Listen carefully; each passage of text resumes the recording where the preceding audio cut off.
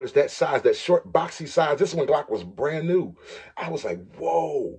Guys, mind you, this was like in the 80s or like the very 90 on the dot or something like that. It was like, yo, unbelievable. So that was my foundation with Glock. This was before before the cops was even carrying Glocks. You know what I mean? I don't want to pop the pistol. We both grown. We can talk out issues. But just in case you got too much bass, I'ma bring two sticks like a popsicle. The mag is big, but the Glock little. The bag is big, but the block little. You niggas be rushing to die. I'm taking my time. I'ma outlive you. You niggas be blowing the whistle off. Know everything like you see through a crystal ball. Know what they did and you know what they did to y'all. You know about every bitch in the city, dog. Groupie ass niggas, I gotta get rid of y'all. Play from a distance, won't be in the midst of y'all. Get to acting like bop if you piss me off. Acting like bop if you piss me off. I'm about to wear your whiskey off. When I grab you by the whiskers and rip them off. Welcome to Big Boy's Noise. What's going on, Noisy Neighbors? It's your boy, Big Boy Noise. Welcome to part 2 of Firearm Foundations. Let's get right back into it. Yes, I'm wearing the same thing because guess what? I recorded them all on the same day. But anyway, guys, yeah, your boy Big Boy Noise. Let's get right back into part 2, Firearm Foundations. If you guys don't know, this is like I said at the top, disclaimer, some of the stories, names, and stuff like that, and the story have been altered a bit to protect the freedom of said individuals.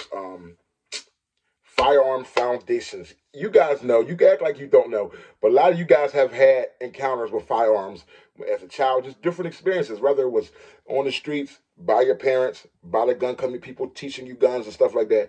People have had many different type of firearm experiences, meaning the foundation of your firearm knowledge or the foundation of your knowing of that particular caliber of firearm, okay? So we're going to jump right back in. Let's jump right back in to my foundation with the 22 LR. I want to add on to part 1's video where I talked about my first rifle, Jelly Bean blessing me with a 22 LR semi-auto that I used to have a lot of fun with.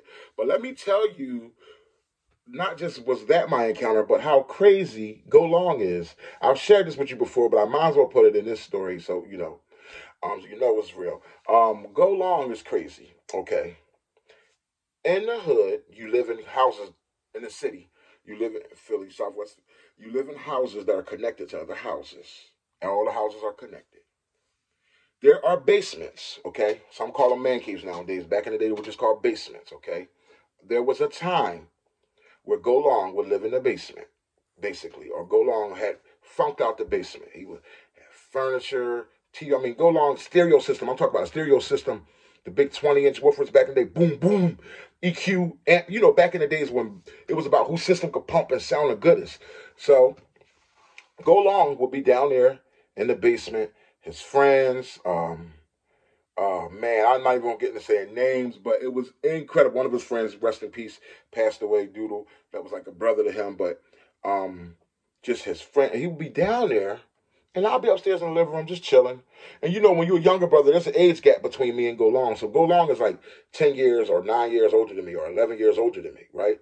So you the younger brother, you that younger brother that just want to be around your older brother, come in the room because you bored. You're like, man, I want to come in there with you and your friends. What y'all doing? So I might just peek down, open up the door.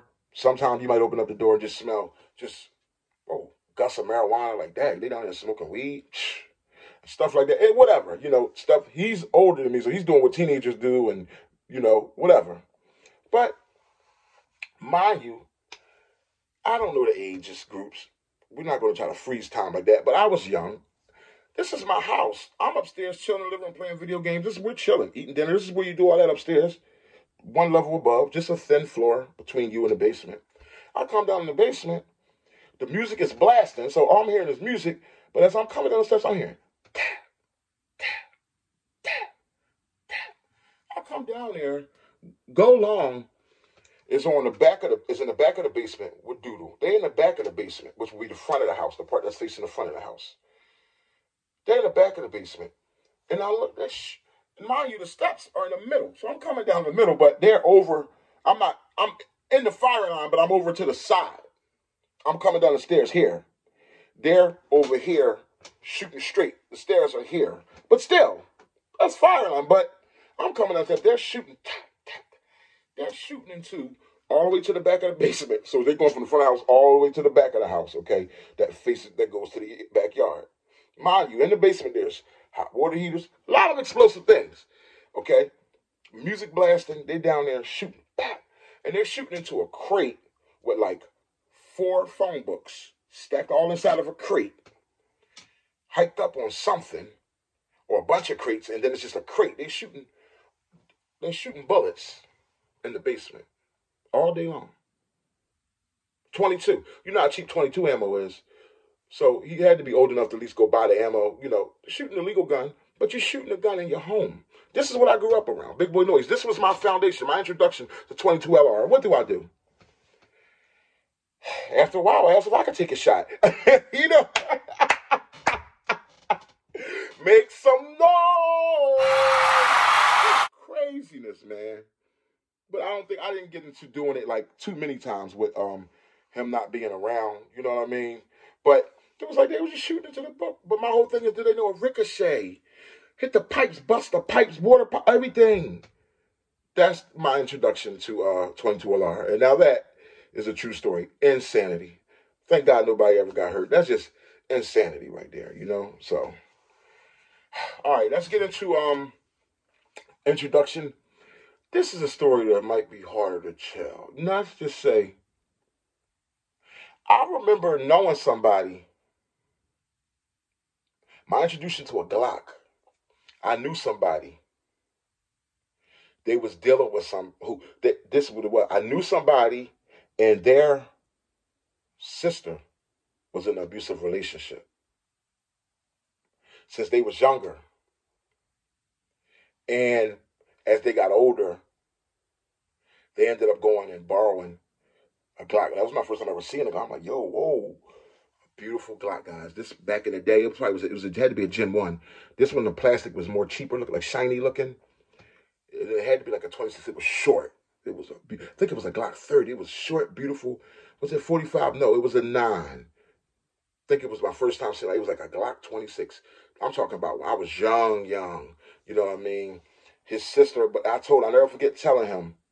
I said, he was going to go ahead and take care of that abusive boyfriend that his older sister had. I'll never forget it. And I'll never forget telling him, a guy that happened to be living in the hood let him borrow the Glock. You know what I mean? And I was surprised at that. He was young. But it was like he just was getting fed up with it, young enough to get fed up with it. But I'll never forget telling him, mind you, she had babies and babies by this man. And I'll never forget telling him, I said, listen, this is what you're going to do.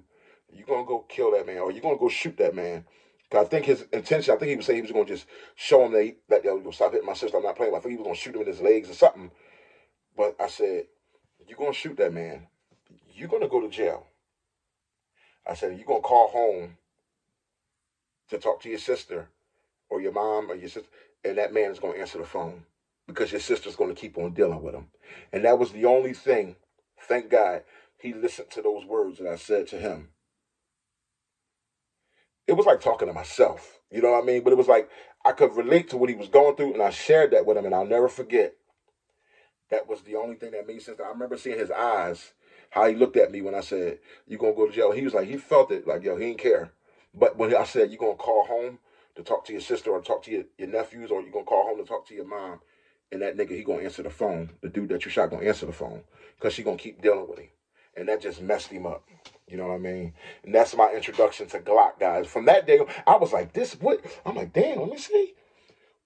Not saying I grabbed it. I was just, smooth, clean, fit in the hand, so nice. All I can tell you guys is guns been getting into our community for a long time, okay? Especially in the hood, so be careful. But I just was like, wow. And the guy that let him borrow the Glock was an older guy. It was just weird, you know what I mean? It was an older guy, but it was an older guy that wasn't from the neighborhood, but he was living in the neighborhood. So he like anything he could do to get in good with the people that's living in that neighborhood, he'll be accepted. He was from another side of Philly. So it was like he and his neighbor, damn, maybe this will make me accepted. Like this young boy will be with them, and then, you know what I mean, the politic thing. But or the guy could have just been like, yo, I ain't feeling that. You know what I mean? This dude hitting your sister, like, yo. But yeah, the Glock, that was my first time seeing the Glock. And I was like, I'll never forget looking at it, like, wow. Like I seen 9, because back in the day, the 9s were like, my foundation with the 9s, you would see like the Sigmas, the Sigma 9s and stuff like that back then. But this was a beautiful Glock. All black, just, uniformed, clean, guys. I forget if it was a 30 on it or a 20. I can't forget. I think it was a 30. But regardless, that size, that short, boxy size, this one Glock was brand new. I was like, whoa. Guys, mind you, this was like in the 80s or like the very 90 on the dot or something like that. It was like, yo, unbelievable. So that was my foundation with Glock. This was before before the cops was even carrying Glocks. You know what I mean? Let's see. Any other firearm foundations I want to get in? Oh my God, I gotta share this one. I'll share this one and then wrap it up because these firearm foundation videos get long. This is Firearms Foundation Part 2. I'll share this story and wrap it up. This is gonna have y'all dying. This was wild. This is 2 parts, 2 stories that were my firearm foundation and encountering a shotgun. Encountering a shotgun, 12 gauge and a 10 gauge. Okay. I never forget.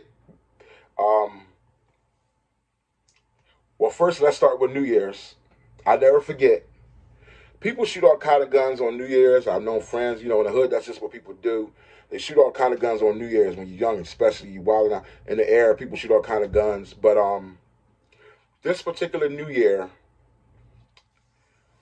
one of my friends, he comes running out like, yeah, y'all shooting some stuff. But he comes out with this 10 gauge. I think the 12 or the 10. The 10, because it was a 12 and a 10, but the 10 gauge. And he's letting it, woo, outside, bro. And I'm not gonna lie, this was in the times when you were afraid to shoot a gauge. You knew from TV that shotguns, they would blow you all the way across the street if you shot a shotgun. Mind you, I'm young. And I'll never forget seeing him with the shotgun like, dude, I'm like, I would shoot anything. I'm not shooting that shotgun. He crazy. He came running out, he put that shotgun like into his stomach or on his hip. Gloom, gloom. That thing was so loud. I had a homie mom who lived on the block. I never forget. She came to the door afterwards. She said she was in the house. When there's a bunch of shooting, you get up. She was in the house. She dropped to the floor. I'm not gonna lie, when that 12 gauge, that 10 gauge was kicking off, you felt the vibration everywhere. It was like, whoa, it was like the earth was quaking. I couldn't believe, even though you outside, I couldn't believe this dude was doing this with no air protection. This is back in the day, just raw and uncut. Young boy with a gauge, boom, boom, 10 gauge. And that was my foundation to the shotgun. But here's another funny story though. I never forget being somewhere. Okay, check this out. Back in the day, you guys all raise your hand if you know a drug addict. Okay, well, back in the day, the hardcore drug addict of my era was crack.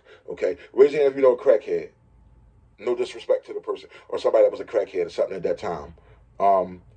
So back in the day, guys, if you were out there hustling or, crackheads used to steal people packs. If you were a hustler and stuff like that, if you were in the streets, or crackheads used to steal a lot of things, okay?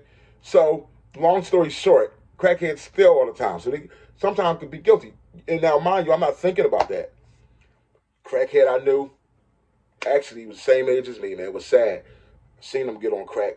It was very, very sad. Went to school, my school and everything. Same age as me. And I'll never forget, he was like the youngest crackhead back in the day. But then, years went on, he grew up, I grew up, whatever. But it was like, you in that like age, teenage age, upper teen, whatever age you are.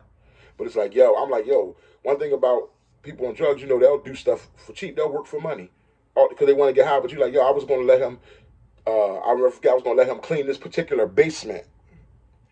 It was like a job. I'm like, you want to clean this job? Clean up this basement, But I wasn't thinking, he's coming to do the job. And he did good cleaning jobs. But I'm not thinking, we're in the basement. I'm, showing them the basement or whatever. Yeah, you're going to clean this or whatever. But I'm like, then my mind is like, oh, move that shotgun. You know what I mean? This is, and shotguns, legal back in the day to protect your home. If you just got the shotgun in the house, depending on who has it, the homeowner. But I'm like, the person that owns this home, they got that 10 gauge is over there. You know what I mean? So, because a lot of times kids will get a hold of guns and sneak them outside, So I'm like, that 10 gauge is down there. So I'm like, oh. So he's down there looking. I'm like, yeah, I want all this clean, and showing them this is what they want clean, blah, blah, blah. Clean all this. They want all this cleaned out, man. And we're going to take care of you, blah, blah, blah. So I'm like, hold on. But one thing, you a crack. Let me move this. I go over to a cut where I know where the shotgun was. And just like, let me just go take this upstairs. As I wasn't thinking, I'll go over where the shotgun is. It's like in a dark area. And I pull it out. And I'm just thinking, I'm about to just pull it out and just Like, take it upstairs. I'm like, I'll pull that thing out of that dark corner. He goes, Jay. He's like, Jay. He leaped off. I'll never forget. He leaped 20 feet in the air and glid sideways, like as if somebody was about to try to murder him or like shoot him. It was so fun. I'm like, no, man, I'm taking this. I'm moving it, dude. Relax. You know what I mean? I'm like, yo, I'm taking this. I'm moving it. I never played around pointing guns at people. And I'm like, I just simply pulled it up, picked it up to move it. And I wasn't thinking like, yo, he's right here, you know. But I didn't care if he seen it because, like, I'm grabbing it to move it so he could do what he got to do. You know, people knew what was around back in the day. He was a drug head. He'd been around. He knew what was going on in different areas, houses and stuff like that. So I'm moving it. He something said, Jay, man, don't kill me. Something. He leaped in the air, which is like, I'm like, yo, no. I'm like, yo, you cool, bro? I would never. Mind you, we were young. I would never, man. What's wrong with you, man? You know, but it was his guilty conscience. I'm like, I took it. I'm just moving it so, you know, he don't steal it or just bump across it or something like that while he cleaning or whatever. Take it to the people it belong to, you know, upstairs, whatever. But long story short, his conscience shouldn't be that guilty. If his conscience wasn't guilty from stealing stuff all the time from different people and all that, you know what I mean, he wouldn't have reacted like that. But that was a hilarious encounter with a pump shotgun. The 10 gauge, which is stronger than the 20 gauge. I mean, which is stronger than the 12 gauge. I think it's the 10, yeah. Whatever one is stronger than the 12 gauge. And back in the day, guys, it was a real sawed-off. It wasn't like this stuff that the shockwaves, they sell it to you nice and short now. No, it was double-barreled, too. That mother effer was sawed off. You know what I mean? It was cut with a saw. It was a sawed-off. That thing was husky. You know what I mean? That nigga almost lost his mind. But anyway, guys, your boy, Big Boy Noise. I'm sorry if this video was long. Maybe we'll have to do a part 3, guys. Firearm foundations. What's your firearm foundations? Put in the comment box. What's your foundation, your introduction period to first encountering particular firearms and different calibers? Your boy, Big Boy Noise. Don't forget to like, comment, and subscribe.